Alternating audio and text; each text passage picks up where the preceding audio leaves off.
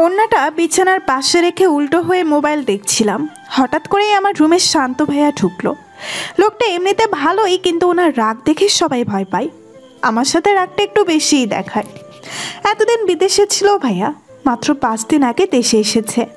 আমি এমনিতেই শান্ত স্বভাবের মেয়ে, কিন্তু ভাইয়া এই 5 দিন আমার সাথে এত বাজে ব্যবহার করেছে যে আজকে আমারও রাগ উঠে গেল।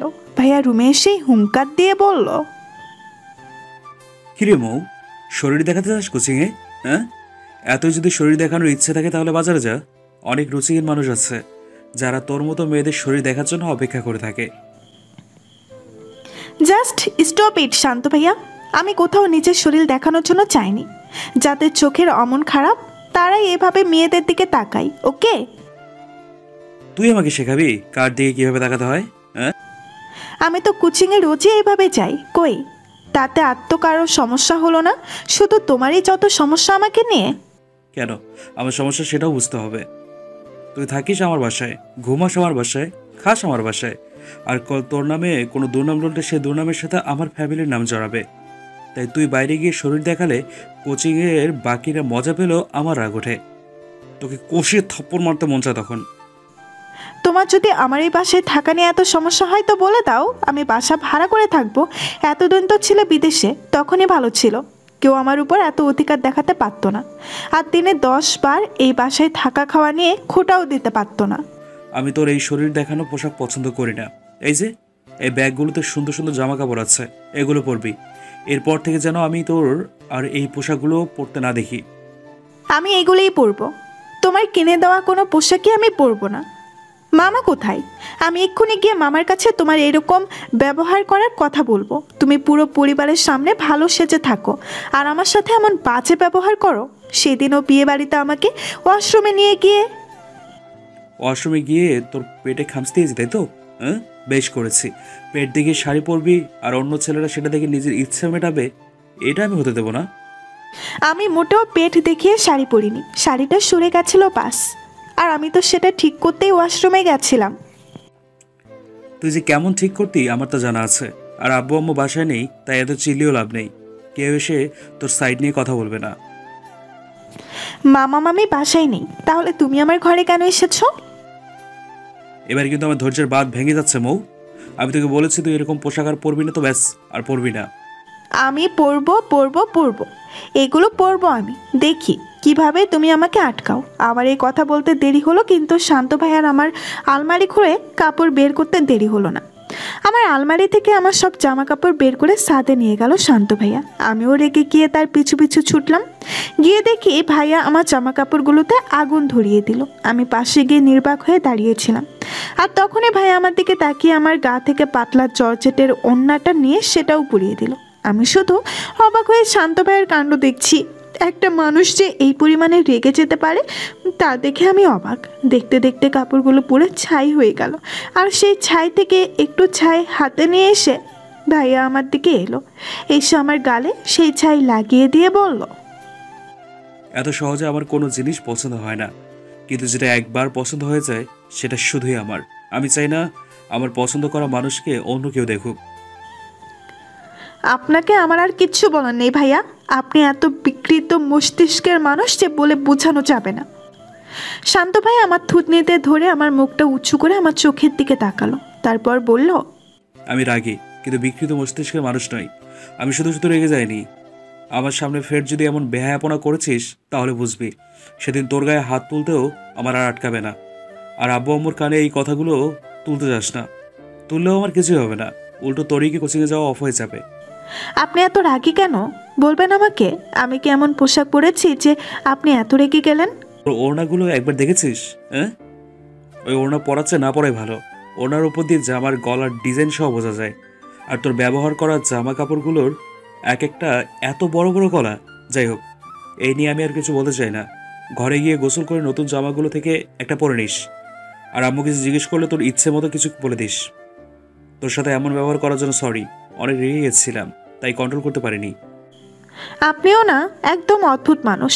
নিজের রাগ করে আমার উপর চিল্লাচিল্লি করেন, আবার নিজেই সরি বলেন।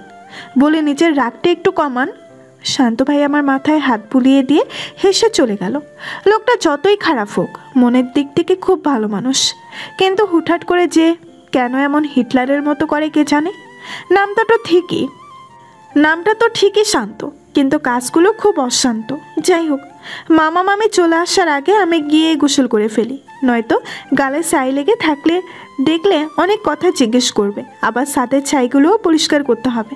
এইভাবে আমি কাজে লেগে গেলাম। আমি গোসল করে এসে দেখি মামা মামি চলে এসেছে, আর আমার জন্য একটা নতুন শাড়ি এনেছে। শান্ত ভাইয়া সোফায় আরাম করে বসে টিভি দেখছে। ওনাকে দেখে মনে হচ্ছে যেন বাসায় কিচ্ছু হয়নি। একটু আগে ঝগড়ার বিন্দু মাত্র ছাপ তার মুখে নেই। আমি একটা কালো শাড়ি এনেছি, সাথে ব্লাউজ পিস সহ। মামি আমাকে বললেন, মৌ, দেখ তো এই শাড়িটা তোর পছন্দ হয় কি না। আর তোর মামা গিয়েছিলাম একটা কাজে, আসার সময় এই শাড়িটা দেখে বেশ ভালো লাগলো। তোর ফর্সা গায়ে এই কালো শাড়ি খুব সুন্দর মানাবে, তাই নিয়ে নিলাম তোর জন্য। এখন তুই বল, শাড়িটা তোর পছন্দ হয়েছে কি না। তখন তো রেগে গিয়ে ভাইয়াকে তুমি তুমি বলেছিলাম, আরও কত কথা শুনিয়েছি, তাই এবার আর রিস্ক নিলাম না। আমি এক নজর শান্ত ভাইয়ার দিকে তাকিয়ে দেখলাম উনি হাসছেন। তার মানে এই শাড়ি তার পছন্দ হয়েছে। যাক বাবা, এবার আর শাড়ি পুরাবে না। আমি মামিকে বললাম, হ্যাঁ মামি, শাড়িটা খুব সুন্দর হয়েছে, আমার খুব পছন্দ হয়েছে, আর ব্লাউজ পিসের জর্জেট কাপড়টাও খুব সুন্দর। শান্ত ভাই আমার শেষের কথাটা শুনে একটু বিরক্তই হলেন। একটু পরে ব্লাউজ পিসটা আমার হাত থেকে নিয়ে শান্ত ভাইয়া বললেন, এই কাপড় দিয়ে ব্লাউজ বানাস না মৌ? তোকে আমি এই শাড়ির সাথে ম্যাচিং করে সুন্দর একটা ব্লাউজ পিস এনে দেবো, সেটা দিয়ে বানাস। ঠিক আছে ভাইয়া, আপনি এনে দিন, আমি না হয় তখনই বানাবো। আমার এই কথা শুনে ভাইয়া খুশি হলেন, সাথে মামা মামিও দেখি মুসকে মুসকে হাসছেন। এতক্ষণে মামা মামি আমার পরনে এরকম ফুল হাতাওয়ালা মোটা আর লম্বা জামা খেয়ালই করেনি, কিন্তু মামি যখন আমার মাথায় হাত বুলিয়ে দিচ্ছিল তখন বিষয়টা খেয়াল করে বলল, কি রে মা, তুই আবার এমন মোটা লম্বা কাপড় কবে থেকে পরছিস, তাও আবার এই গরমে? আসলে মামি আমার ওই জামাগুলোর হাতা তো ছোট আর বেশি পাতলা, তাই শান্ত ভাইয়াকে বলেছিলাম যেন উনি আমার জন্য একটু মোটা আর লম্বা কাপড় আনেন, সেটাই কিনে এনেছে, তাই আর এগুলো পরিনি। আমি কিনে দিতে চাইলে তো ঠিক না করছিস, আর এখন কি না তুই নিজেই শান্তকে মোটা কাপড় আনতে বলছিস? বা ভালো ভালো, খুব ভালো। এতে এমন করার কি আছে আম্মু? এনেছি তো এনেছি, তাছাড়া ওসব জামা পরা কি ভালো? হ্যাঁ, আমার তো একদম ভালো লাগে না হাত কাটা জামা। তাই না, এতদিন যে কানাডা থেকে এলি, সেখানে কি বুঝি সবাই এমন ফুল হাতা জামা পরতো? পরতো না বলেই এখন এগুলো ভালো লাগে না। মামি আর কিছু বলল না। খাওয়া দাওয়া করে যথারীতি সবাই ঘুমিয়ে গেলেন। পরের দিন সকালে আমাদের বাসায় গেস্টের সামনে একটা লাল গোলাপ গাছের চারা আর একটি চিঠি রাখা ছিল। মামি সেই চিঠিটি আমার নাম দেখতে পেয়ে আমাকে ডাকলো। দেখ, তোর নামে একটা পার্সেল এসেছে, নেই। আমি গেলাম মামির কাছে, গিয়ে দেখলাম চিঠিটাতে লেখা, উঠেছি তোমার জন্য। আমি তো রীতিমতো অবাক হয়ে গেলাম এটা দেখে। আমি মামিকে বললাম, এটা কে দিতে পারে বলো তো মামি, আমার তো ছেলে বন্ধু নেই। নাকি আমাদের বলবি না? আরে বল বল, আমাকে বলবি না তো কাকে বলবি? আরে মামি, সত্যি তেমন কিচ্ছু নেই, থাকলে কি আমি তোমায় বলতাম না বলো? মামি আর আমাদের বাসার কাজের মেয়ে শেফালি এটা নিয়ে খুব হাসাহাসি করছিল। ফুল গাছের চারাটা নিয়ে আমার রুমে যাচ্ছিলাম, তখন দেখি শান্ত ভাইয়া বাইরে বের হচ্ছেন। আমাকে দেখে জিজ্ঞেস করলো, শেফালি, তুমি আজকে এত তাড়াতাড়ি চলে এলে যে? আর মৌ, এত সকাল সকাল ফুল গাছের চারা কোথায় পেলি?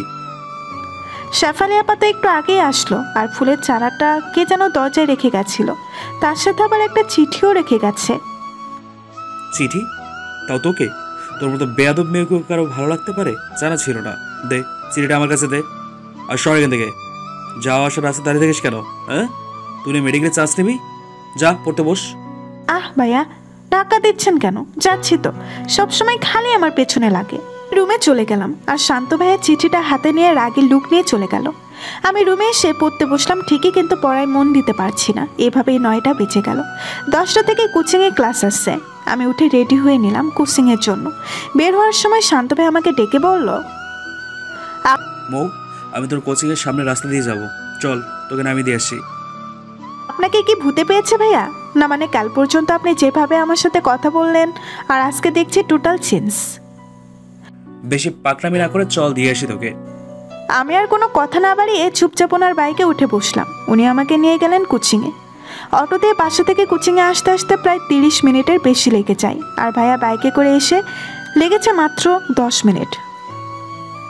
বাইক থেকে নেমে আমি ক্লাসের দিকে হাঁটা দিলাম। 3 তলায় আমাদের ক্লাস। আমি যখন 2 তলায় সিঁড়ি বেয়ে উঠছিলাম তখনই আমার সামনে আমার সাথে পড়ুয়া রিয়াদ নামের একটা ছেলে হাঁটু গেড়ে বসে পড়লো। বসেই আমাকে I love you, will you marry me বলে প্রপোজ করে বসলো। ঘটনার আকস্মিকতায় আমি কর্তব্য বিমুখ হয়ে গেলাম, তাই ওখানেই খাম্বার মতো দাঁড়িয়েছিলাম। হঠাৎ পেছন থেকে একটা শক্ত হাত আমাকে টেনে পেছনের দিকে সরিয়ে দিল আর রিয়াদকে কষে একটা থাপ্পড় দিল। আমি পেছনে তাকিয়ে দেখি এটা শান্ত ভাইয়া। শান্ত ভাইয়া রিয়াদের দিকে অগ্নি দৃষ্টিতে তাকিয়ে আছে। উনি কাটকাট গলায় বললেন, যদি খুব ভুল না করি তো তুই রিয়াদ, বয়স 20, বাবার নাম কাশেম, বিয়ের প্রতিশ্রুতি দিয়ে 4 জনের সাথে রুম ডেট করে তাদের ছেড়ে দিয়েছিস। মোট তো 7 জন এক্স গার্লফ্রেন্ড আছে। কি আমি ঠিক বললাম তো? কে রে তুই? আমার ব্যাপারে এত ইনফরমেশন কোথায় পেয়েছিস? তাও আবার এইসব কথা মৌর সামনেই বলতে হলো তোর? সবেমাত্র মালটাকে পটানো শুরু করছিলা। আর কিছু বলতে পারলো না রিয়াদ। তার আগে শান্ত ভাইয়া ওকে ধুমধাম পেটাতে থাকলো। উড়াধুরা পেটালো রিয়াদকে। মারতে মারতে 2 তলা থেকে নিচে নিয়ে গেল। রিয়াদের কাঁধে থাকা বই ভর্তি ব্যাগটা নিয়ে রিয়াদকে ইচ্ছা মতো ধুলাই দিল। নিচের ফ্লোরে থাকা একটা বাঁশ দিয়ে মারতে মারতে রিয়াদকে রাস্তায় নিয়ে আসলো। ইতিমধ্যে অনেক মানুষ ওখানে জমা হয়েছিল। আমি এসব দেখে শান্ত ভাইকে আটকানোর জন্য ওনার কাছে গেলাম। গিয়ে ওনার হাত ধরে যেই না একটা টান দিলাম, অমনি উনি এত জোরে একটা ধাক্কা দিলেন আমাকে যে আমি সোজা রাস্তার পাশে থাকা ইটের উপরে পড়লাম। আর আমার মাথা ফেটে গল গল করে রক্ত পড়তে লাগলো। শান্ত ভাইয়া আমার এই অবস্থা দেখে তাড়াতাড়ি আমার কাছে দৌড়ে এলেন। ওদিকে রিয়াদের অবস্থা ভয়াবহ। উনি আমাকে কোলে উঠিয়ে রিয়াদের উদ্দেশ্যে বললেন, আমার মৌ পাখি থেকে দূরে থাকবি। ও আমার, একান্তই আমার। তোর জন্য আজকে ও ব্যথা পেল। তোকে তো আমি পরে দেখে নেব। এটা বলে উনি আমাকে নিয়ে ছুটলেন হাসপাতালের উদ্দেশ্যে। হাসপাতালে শুধু আমার কপালে একটা ব্যান্ডেজ করে দিয়ে ছুটি দিয়ে দিল। উনি আমার কাছে এসে আমাকে বললেন, সরি মৌ পাখি, আজকে আমার রাগের জন্য তুমি ব্যথা পেয়ে গেলে। যদি তুমি লিগ্যালি আমার হতে তাহলে কেউ তোমার দিকে ওই দৃশ্যে তাকানোর হিম্মত করতো না। আমি তো শান্ত ভাইয়ের মুখে এই কথা শুনে একদম হা হয়ে আছি। উনি আমার কাছে এসে আমাকে জড়িয়ে ধরলেন। আবার আমার কপালে একটা চুমুও খেলেন। ওনার বুকে আমার মাথাটা ঠেকিয়ে রেখে দাঁড়িয়েছিলেন। হঠাৎ ওনার কী যে হলো, উনি আমাকে সোজা করে দাঁড় করালেন আর আবারও কুলে নিয়ে ছুটলেন বাহিরে। হঠাৎ এভাবে বাহিরে যাওয়া দেখে আমি জিজ্ঞেস করলাম, কি ব্যাপার শান্ত ভাইয়া, আমরা কোথায় যাচ্ছি? কি হলো আপনার? এভাবে দৌড়াচ্ছেন কেন? আমার সাথে গেলেই দেখতে পারবি। আপাতত যা করতে বলবো তাই করবি। ওনার কথার পিঠে আর কথা বললাম না। আমি চুপচাপ ওনার বুকে মাথা রেখে দিলাম। উনি আমাকে নিয়ে একটা সিএনজিতে বসলেন আর সিএনজিতে বসে অনবরত ফোনে কথা বলতে লাগলেন। সবাইকে শুধু বললেন, কোথায় আছিস? তাড়াতাড়ি কাজে অফিসে চলে আয়। আমি ওনার উদ্দেশ্যটা কিছুটা আন্দাজ করতে পারছি, কিন্তু এই মুহূর্তে উনি যে ভয়ানক রেগে আছেন তাই আর কোনো কথা বলতে পারছি না। কাজী অফিসের সামনে এসে সিএনজি থামলো। আমাকে আবারও কোলে করে নিয়ে উনি অফিসের ভেতরে ঢুকতে লাগলেন। কাজী অফিসের সামনে অনেকজন দাঁড়ানো ছিল। আমাকে দেখে সামনে এলো। শান্ত ভাইয়া ওদের একজনকে বললেন, সিএনজি ভাড়াটা দিয়ে দে তো। আর যা যা লাগবে সব এনেছিস না? কাজী সাহেবকে সব বুঝিয়ে বলেছিস তো নাকি? সেই ছেলেটা শুধু বলল, তুই ভেতরে যা, আমি আসছি, কোনো চিন্তা করিস না। ব্যাস, আর কিছু না। এরপর ভাইয়া আমাকে নিয়ে ভেতরে গেল। আর কিছুক্ষণের মধ্যেই সেই ছেলে মেয়েগুলোকে সাক্ষী রেখে আমার আর শান্ত ভাইয়ের বিয়ে হয়ে গেল। বিয়ে শেষে শান্ত ভাইয়া ওদেরকে বাসায় যেতে বলে আমাকে আবার কোলে উঠিয়ে নিয়ে বাসায় যাওয়ার জন্য আবার একটা সিএনজিতে বসলেন। বাসায় আসার পরই শুরু হলো মামা মামির এত এত প্রশ্ন। উনি আমার রুমে এসে আমাকে কোল থেকে নামিয়ে বিছানায় শুয়ে দিল। তারপর আমাকে রেস্ট নিতে বলে মামা মামিকে নিয়ে চলে গেল। উনি না জানি মামা মামিকে কি বুঝাচ্ছেন। আমি বা কোন আক্কেলে কাবির নামাতে সাইন করলাম আল্লাহ জানে। এসব ভাবতে ভাবতে আর মাথার ব্যথার জন্য আস্তে আস্তে ঘুম চলে এলো। আমি ঘুম থেকে উঠে দেখি শান্ত ভাই আমার মাথার কাছে বসা। আমাকে চোখ খুলতে দেখে উনি আমাকে ধরে উঠে বসালেন। আমাকে জিজ্ঞেস করলেন, এখন কেমন লাগছে তোর? মাথার ব্যথাটা কি কমেছে? পানি খাবি? না ভাইয়া, আমি ঠিক আছি, কিন্তু আপনি আগে আমাকে এটা বলুন যে হুট করে বিয়ে কেন করলেন আমাকে? আর মামা মামিকেই বা আপনি কি বলেছেন? আমাদের বিয়ের বিষয়ে? সেটা তো না জানলেও চলবে। এখন থেকে আমাকে আর ভাইয়া বলবি না, তুই এখন আমার লিগালি ম্যারিড ওয়াইফ। সে না হয় বললাম না, কিন্তু আপনি এটা তো বলবেন যে মামা মামিকে কি বলেছেন। বলেছি আমি তোকে ভালোবাসি অনেক দিন আগে থেকেই, আর তুইও আমাকে ভালোবাসিস, কিন্তু বাসায় মেনে নেবে কিনা এটা ভেবে এতদিন বলার সাহস পাইনি, আর এখন সময় সুযোগ করে বিয়ে করে নিয়েছি। আর আমার মাথার এই চোটটার ব্যাপারে কি বলেছেন? বলেছি কাজী অফিস থেকে আসার সময় তুই রিক্সা থেকে পড়ে গেছিস। বাহ, কত ভালো মিথ্যা বলতে পারেন আপনি। Wow, I am proud of you my husband. ভালো যখন বেশিছি তো মিথ্যা বলা তো এমনিতেই শিখে যাব, এটাই তো স্বাভাবিক, তাই না? সত্যি ভালোবাসেন? উনি আমার এই কথাটা শুনে কিছুক্ষণ চুপ করে রইলেন। আমি ভ্রু কুঁচকে ওনার দিকে তীক্ষ্ণ দৃষ্টিতে তাকিয়ে আছি। তারপর কি যেন ভেবে হুট করে আমার কাছে এসে আমার গালে একটা কিস করলেন। আমি হতবাক হয়ে চোখ বড় বড় করে ফেললাম। উনি আমাকে ছেড়ে দিলেন আর বললেন, তো মিসেস শান্ত খান, এখন কি আপনার বিশ্বাস হয়েছে যে আপনার হাজব্যান্ড আপনাকে সত্যি সত্যি ভালোবাসে? এভাবে স্ট্রেস হয়ে যাওয়ার মতো কিছু হয়নি, আমি এমন কিছুই করিনি। গেট রেডি মিসেস শান্ত খান, সামনে আমার ঠোঁটে চুমু খেতে হবে।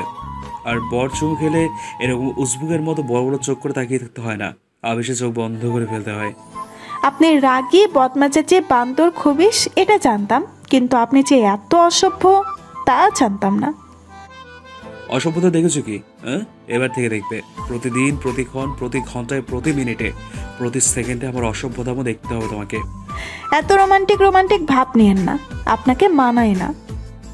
যতদিন অসুস্থ আছো ততদিন বেশি কিছু করবো না, তাই বুঝতে পারবে না আমি কতটা রোমান্টিক। কিন্তু যেদিন সুস্থ হয়ে যাবে সেদিন আর ছাড় পাবে না বউ, রেডি থেকো। বলে উনি উঠে রুমের বাইরে চলে গেলেন, আর আমি মুখ টিপে টিপে হাসতে লাগলাম। পরের দিন জানতে পারলাম মামা মামি আমাদের বিয়ের আয়োজন করেছেন খুব বড় করে। বিয়ের দিন আস্তে আস্তে আমার কপালের ব্যথাটা ঠিক হয়ে গেল, কিন্তু এর মধ্যে আমার পড়া শোনার বেশ ক্ষতি হলো। অনেকদিন কোচিংয়ে যেতে পারলাম না। বিয়ের দিন রাতে উনি রুমে ঢুকে দরজা বন্ধ করলেন, এসে আমার ঘুমটা সরিয়ে আমার মুখ দেখলেন। মাশাআল্লাহ, আজকে আমার বউকে ওই আকাশের চাঁদের চেয়েও বেশি সুন্দর লাগছে। আমি ওনার কথাই লজ্জায় লাল হয়ে নজর নিচের দিকে করে বসে রইলাম। উনি আমার থুতনিতে ধরে আমার মুখ উঁচু করলেন আর আমার নরম ঠোঁট দুটো দখল করে নিলেন। তারপর আমাকে জড়িয়ে ধরে আস্তে আস্তে শুয়ে দিলেন। আমার বুকে মাথা রেখে কিছুক্ষণ শুয়ে রইলেন উনি। এরপর আমার গহনাগুলো একটা একটা করে খুলে ফেললেন। তারপর আমরা আস্তে আস্তে হারিয়ে গেলাম ভালোবাসার রাজ্যে। 6 মাস পর আমার মেডিকেলের রেজাল্ট দেওয়ার পর আমি খুব আপসেট ছিলাম, কারণ আমি মেডিকেলের চান্স পাইনি। পরে শান্ত আমাকে পাবলিক বিশ্ববিদ্যালয়ে পরীক্ষা দিতে বললো। আমি দিলাম, আর ঢাকার মধ্যে জাহাঙ্গীরনগর বিশ্ববিদ্যালয়ে চান্স হয়ে গেল। ভালোই হলো, আমাদের বাসা থেকে কাছেই হয়। রোজ শান্ত আমাকে নিয়ে যায়, নিয়ে আসে। একদিন ভার্সিটি থেকে আসার পর আমি বাইক থেকে নেমেই বমি করা শুরু করলাম। শান্ত আমার এই অবস্থা দেখে দৌড়ে এসে আমাকে ধরলেন। তারপর ভেতরে নিয়ে গিয়ে মামিকে ডাকলেন। মামি ওনার ঘর থেকে বের করে দিয়ে আমাকে জিজ্ঞাসা করলেন, তোর লাস্ট পিরিয়ড হয়েছিল কবে? প্রায় 2 মাস আগে মামি, কিন্তু এখন তো এসব হওয়ার কথা না। তার একবার টেস্ট করা দরকার। দাঁড়া, আমি শেফালিকে দিয়ে সামনের দোকান থেকে একটা প্রেগনেন্সি কিট নিয়ে আসি, সেটা দিয়েই তুই পরীক্ষা করে শিওর হ। একটা কিট নিয়ে আসলো, আর আমি ওয়াশরুমে গিয়ে টেস্ট করলাম। কিটে দেখি 2 দাগ। দেখে তো আমার খুশিতে নাচতে ইচ্ছে করছিল।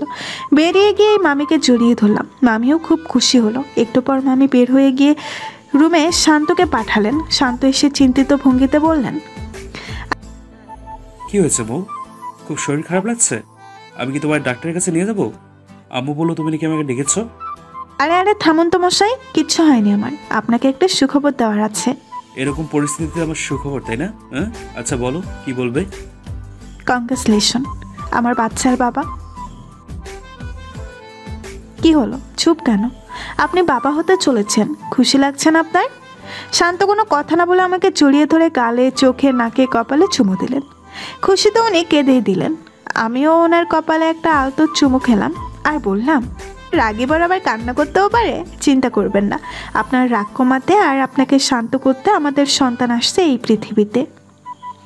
উনি আমাকে জড়িয়ে ধরে ওনার আনন্দ অশ্রু বিসর্জন দিতে লাগলেন। এভাবেই না হয় চলতে থাক আমাদের ভালোবাসার গল্প।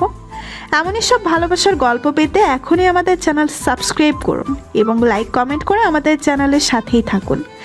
এতক্ষণ পর্যন্ত আমাদের সাথে থাকার জন্য অসংখ্য ধন্যবাদ।